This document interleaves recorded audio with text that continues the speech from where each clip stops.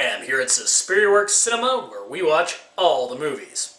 Today we got a random movie review of the Amityville Horror Trilogy. This is the new box set released by Scream Factory, or Shout Factory in the Scream label. And it has the first three Amityville films. Now, I admit I watched the remake, but I haven't seen the original in forever. So I didn't really remember them. I remember them being kind of creepy, but not much else. So the first movie is a true story-ish about the real Amityville horror that occurred, back in the 70s. And it's a well-done true story, I guess, and it revolves around a family moves into a house. Once they're in the house, strange things occur. A priest comes in and becomes ill after being in the house because of the evil. At one point we hear the house speak, at least through the priest's mind.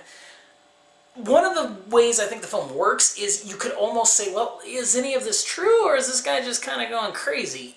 And I like looking at it that way, because the bottom line is this really did happen, the actual Amityville horror, but there's no proof of any ghosts or demons or any of that stuff. You're only led to believe, oh, there was a family killed here in the past, and that's why they get the house so cheap. So again, this is not a body count movie. This is very old school, atmospheric horror. And it kind of feels it. It feels very TV movie. The pace is brutally slow. And again, nothing happens, If you have any familiarity with the story, you know what happens. And to avoid too many spoilers, I don't want to go into exact. There's a cute little scares here and there, and nice atmospheric stuff. But again, it's more of a jump you might get at a cheap haunted house nowadays. It just seems like it needs more. The ending is extremely anticlimactic. Rosenberg, the director, had done Cool Hand Luke. He's a solid director. And again, the acting is fine. The problem lies in the original story. The directing is fine. Everything is good about the movie. I think the source is just kind of dull and dated. It doesn't work that well. So I'm not a big fan of the first movie. The second movie, directed by Damiano, or something like that, who doesn't appear to have really done anything I've ever heard of, he did the second one. Now, the second one I find actually a lot more interesting, but it's got a little bit of a schizophrenic feel, or even just like a double personality, because it's really two movies. The first half is a haunted house movie with possessions happening, and the second half is the Exorcist ripoff. Again, I find it a more entertaining movie than the first one. This is, again, a family moves into this house, it's possessed, the kid starts taking on the personality traits of the kid who was the murderer in the house previously. He does some really creepy stuff where he's kind of been and this is where it gets that very Exorcist feel. He gets possessed and comes onto his sister, which is a pretty good scene. And again, the kid plays the slow progressing possession very well. I'm just not sure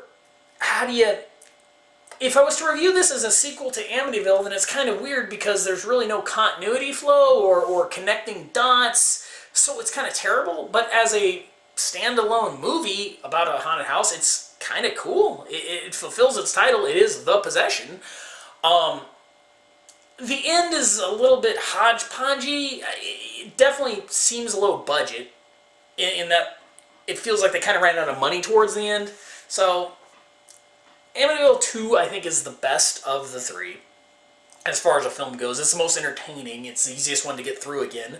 Didn't really get slow or boring. Again, after that midway point where it turns into The Exorcist, parts are kind of confusing, and the ending kind of doesn't it leaves some loose ends with like, well, okay, did he die or did this guy die? You know, what's gonna happen? It's okay, it's worth checking out. That leads us to the third installment, Amityville 3D. Now this is available in Anaglyph 3D. They actually did it so it works. It's not that red-blue crap. The director also had done Soylent Green, excellent film, and even older stuff. He did like Tora Tora, and he also went on to do, I didn't realize this, but he also did Red Sonja. This is the precursor to Red Sonja, because it's terrible. It's bad. It's not bad in that it's funny. It's bad. It's just a really bad movie. It doesn't make any sense. Again, as a sequel, they don't refer to the other ones. It's a totally different house. I mean, the outside's the same, but the inside, they changed sets. That's fine, whatever. There's just no connection to the other movies. But as a standalone movie, there's some demon monster living in a hole in the basement. Okay, and that's about it, because every scene just doesn't make any sense. Now there's stuff freezing for no reason. It was a mess getting through it. You know, the 3D is the 3D also. None of the horror stuff is 3D. It's stupid crap like ball throwing at the screen 3D, a rake stick pointing at the camera 3D. Who cares? I mean, in a 3D movie, do I really need to see yard tools slowly moving at me while somebody rakes leaves? I mean, if it's jumping at you as a kill or a scare, that's kind of cool, but this is not... It's really lame 3D. It's just boring. It doesn't work. And again, the movie's just disjointed, and I have no idea what actually happens at the end, or if I'm supposed to care. It's not a good movie. You know, so as you can tell, I wasn't too happy with these movies. I was excited to get this set, and I watched them all, and man, they don't hold up. I hadn't watched them in so long, I'd forgotten, I guess, or it's just so much different now that I don't like them. If I'm gonna rate them, the first one, give it a 4. The second one, I'd probably go a 5, and the third one, 2. They're not good movies at all. The 3D is lame, but I do want to say something about the box set. Now, the box set, however, the box set is a solid 9.5 out of 10. It could have had a couple little extras. You know, no, I'll change that actually. You know, if this was a better packaging, maybe the full 10. It's just, you know, it's a cheap thing, got the 3-disc in it, and that's it. But as far as extras, if you want to know anything about the Amityville series, it's on here. This is a fantastic set of extras. It's an excellent release. If you're a fan of these movies, which, as I said, I thought I was, but I'm not, definitely get this set. The prints are very nice.